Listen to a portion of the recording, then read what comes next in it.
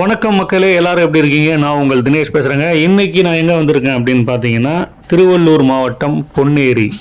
பொன்னேரின்னு சொல்லிட்டு ஸ்டார்டிங்லேயே டைட்டில் போடும்போதே பார்த்துருப்பீங்க. சின்ன காவனம் அப்படின்ற அந்த ஊருக்கு தான் வந்திருக்கோம். நிறைய பேருக்கு தெரிஞ்சிருக்கும். சின்ன காவனம் அப்படின்ற ஊர் வந்து நமது வள்ளலார் அவர்கள் அவருடைய தாயார் அவருடைய வீட்டுக்கு தான் நாம் இன்றைக்கி வந்து பயணம் பண்ணிக்கிட்டு இருக்கோம். வள்ளல் பெருமான் அவர்கள் வந்து சிதம்பரம் பக்கத்தில் இருக்கக்கூடிய மருதூரில் பிறந்து அங்கே ஒரு வருட காலம் இருந்ததுக்கப்புறம் அவருடைய தாயார் வீடான அந்த திருவள்ளூர் மாவட்டம் சின்ன காவனத்துக்கு வந்து குடி வந்துடுறாரு. இங்கே தான் வந்து 2 வருடம் வள்ளல் பெருமான் அவர்கள் வந்து இருந்திருக்காரு. நமது வள்ளலார் வாழ்ந்த அந்த குழந்தையாக இருந்த அந்த 2 வருடம் இருந்த அந்த வீட்டை தான் இன்றைக்கி நம்ம பார்க்க போகிறோம். தொடர்ந்து வீடியோவை ஸ்கிப் பண்ணாமல் பார்த்துட்டே வாங்க.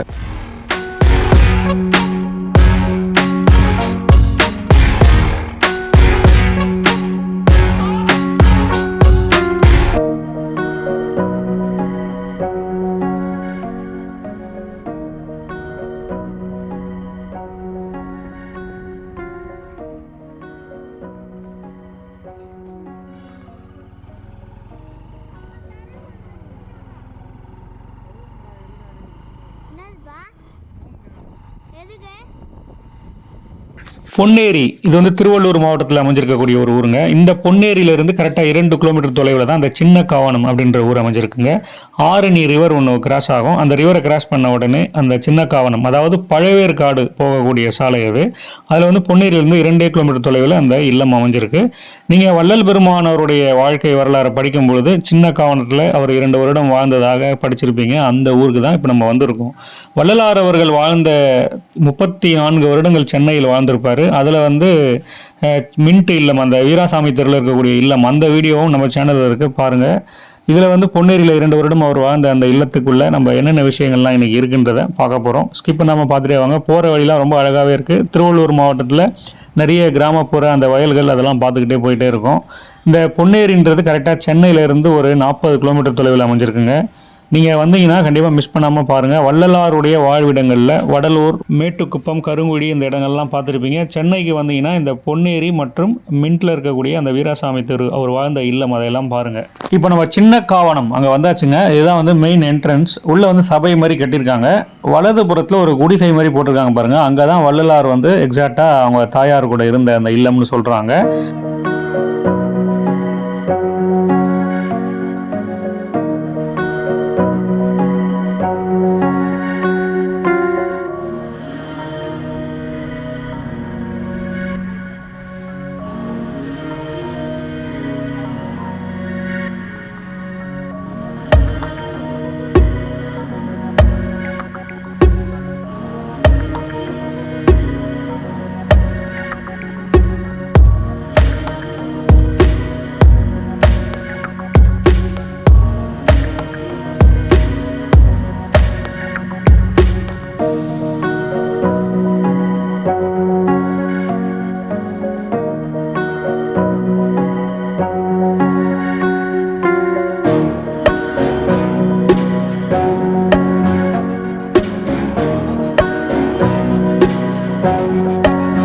வள்ளலாருடைய வாழ்க்கை வரலாறு நிறைய பேருக்கு தெரிஞ்சிருக்கும். 1823ஆம் ஆண்டு கடலூர் மாவட்டத்தில் இருக்கக்கூடிய சிதம்பரம் பக்கத்தில் மருதூர் அப்படின்ற ஊரில் தான் பிறந்திருக்கிறாரு. வடலூர்லேருந்து பார்த்தீங்கன்னா 15 கிலோமீட்டர் தொலைவில் தான் இந்த மருதூர் அமைஞ்சிருக்கு. மருதூரில் பிறந்த வள்ளலார் வந்து கரெக்டாக ஒரு வருடம் ஆவதற்குள்ளேயே வந்து அவருடைய தந்தையார் வந்து இறந்துடுறாரு.